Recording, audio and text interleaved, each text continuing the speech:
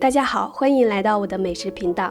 今天我有一个很棒的早餐食谱分享给你：鸡肉切成小块，加奥尔良腌料，搅拌均匀，腌制入味儿。准备200克糯米粉，加2克盐，再加300克清水，然后搅拌均匀。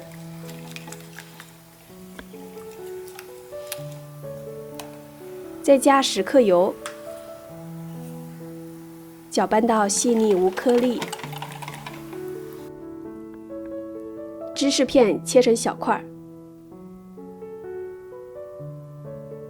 准备几个鸡蛋，搅散，锅里倒点油，倒上蛋液。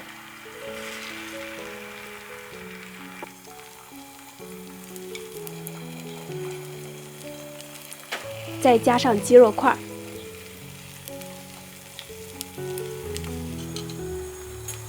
同时准备饼皮，倒入糯米面糊，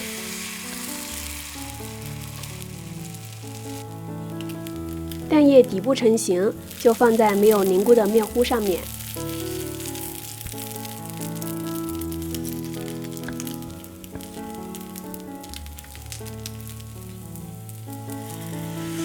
再另外准备2个饼皮，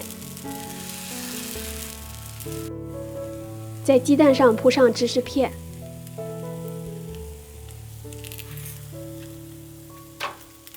然后和饼皮组合在一起。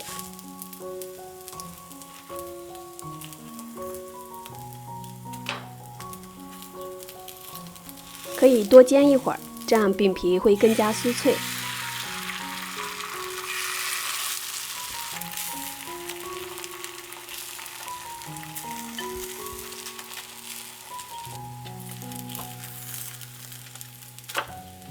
表面金黄就可以出锅了。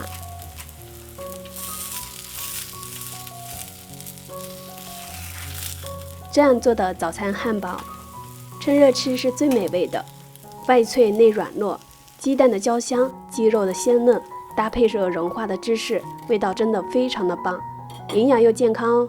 喜欢的话你也试试。我是香香，我们下期见。